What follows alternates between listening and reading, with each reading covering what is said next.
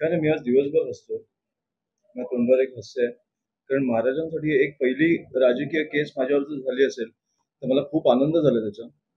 आणि सकाळी उठल्यावर मला एफ-आय-आर आला आणि मला खूप बरं वाटलं, की महाराजांसाठी मी पहिली केस घेतली महाराष्ट्रात माझ्या राजकीय प्रवासात. त्याच्यामुळे मला खूप बरं वाटतंय आणि विषय असा झाला, की काल आम्ही दिघ्याला आणि कोपरखैरण्याला शाखे उघडण्यासाठी गेलेलो. तेव्हा गजाननजी आमचे जे आहेत तिकडचे शहर अध्यक्ष ते बोलले, की तिकडे एक महाराजांचा पुतळा आहे. ज्याला सॉरी ज्याला 4 महिने तो अनेक पक्षांनी आंदोलन करून तो एक बनवलेला पुतळा आहे. त्याला एका घाणेरड्या कपड्यात त्यांनी गुंडाळून ठेवलंय. तर तुम्ही बघायला याल का? तर मी लगेच बोललो, "हो."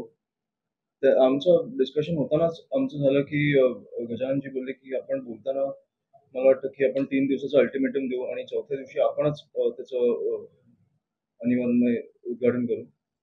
तर मी त्यांना विचारलं, की "मी केलं तर काय?" तर ते बोलले, की "केस होईल."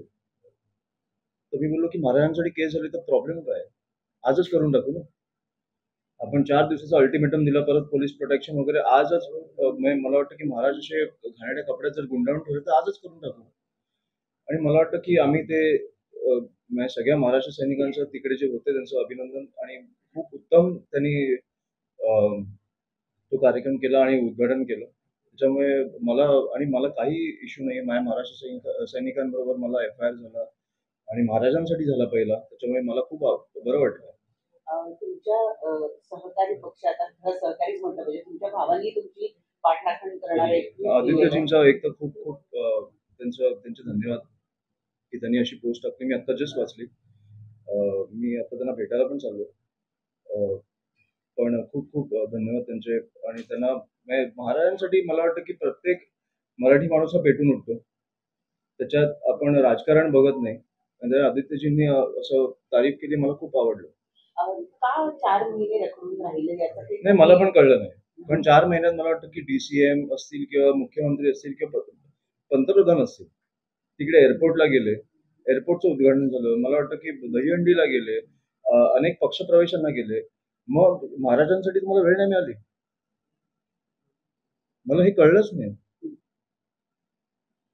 आता पण मला वाटतं की काल आम्ही तिकडे आरती वगैरे केली संध्याकाळी गजाननजी आणि त्यांच्या आमच्या सगळ्या महाराष्ट्र सैनिकांनी. आता तो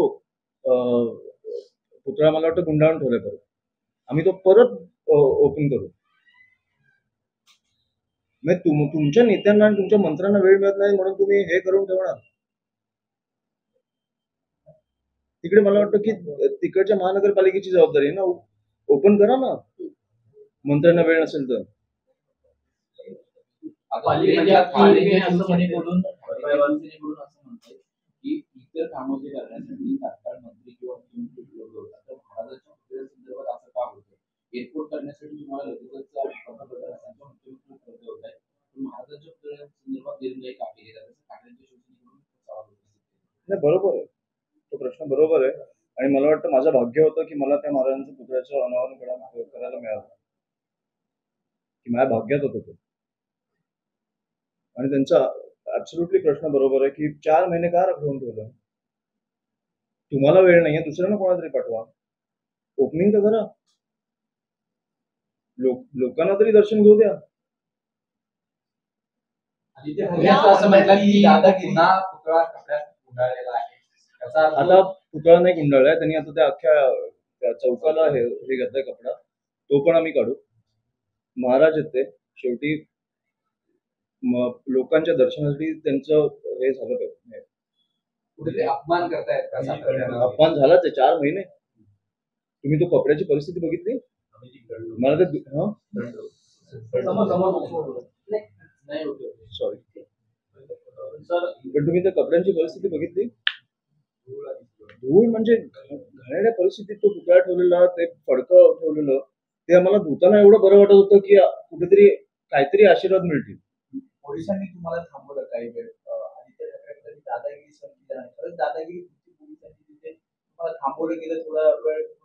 ते त्यांचा शेवटी तो त्यांचा जॉब. त्यांना मी काही बोलणार नाही. कारण त्यांच्यावर वरचे अधिकारी असतात, त्याच्यावर मंत्री असतात जे ज्यांना जबाबदार असतात. तर मी त्यांना काही बोलणार नाही. पण हो, मी थांबवलं आणि म्हणून मला वाटलं की 3 दिवसाचं अल्टिमेटम न देता त्याच दिवशी झालं पाहिजे. कारण आता जे पोलीस प्रोटेक्शन वाढलंय तिकडे, ते कधीतरी कमी होणार ना. आमच्या पोलीस बांधवांना आम्हाला त्रास देऊन काही करायचं नाहीये, पण शेवटी ते महाराज आहेत. नवी पालिकेची आता यावरती अशी प्रतिक्रिया आहे की काही काम अद्याप सुशोभीकरणाचं बाकी आहे. त्यामुळे हा पुतळ्याचा जो परिसर आहे तो झाकला गेलेला आहे. लवकरच ते काम पूर्ण झाल्यावरती त्याचं विधिवत अनावरण करण्यात येईल असं सॉरी, काय बोलले? नवी काम बाकी आहे म्हणून आम्ही काल आम्ही तो पुतळ्याचं अनावरण केल्यानंतर आम्हाला वाटलं नाही काही काम बाकी. आणि जर काम बाकी आहे तर 4 महिने का थांबलाय? मग तुम्ही झाकून ठेवलाय ना तो. असं नाही की तुम्ही पुतळा बांधताय. मग काय बाकी आहे?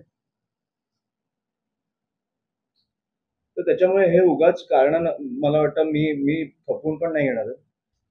त्याच्यामुळे आम्ही जेव्हा पोलीस प्रोटेक्शन कमी होईल, आम्हाला पोलिसांवर कुठच्याही प्रकारचं प्रेशर टाकायचं नाहीये. पण मला वाटतं महाराज हे महाराज आहेत आणि त्यांना असं बांधून ठेवणं मला आवडणार नाही. हे कोणालाच आवडणार नाही मला वाटतं. मुख्यमंत्र्यांनी उपमुख्यमंत्र्यांच्या विभागात अनेक वेळा गेलेले होते, परंतु उद्घाटन झालं नाही. त्याचं तुम्ही पत्राद्वारे किंवा मग स्वतः त्यांना कारण विचारणार असतं, त्यांना जाब विचारणार नाही. आम्ही ते लोकांसाठी उघडणार आहोत. तर महाराजांचं मला वाटतं की लोकांना छत्रपती शिवाजी महाराजांचा पुतळा कुठेही झाला तरी त्याला असं थांबवून ठेवू आपण शकत नाही. ही माझी भावना नाही तर मला वाटतं प्रत्येकाची भावना आहे. त्याच्यामुळे मी कोणालाही जाब विचारणार नाहीये.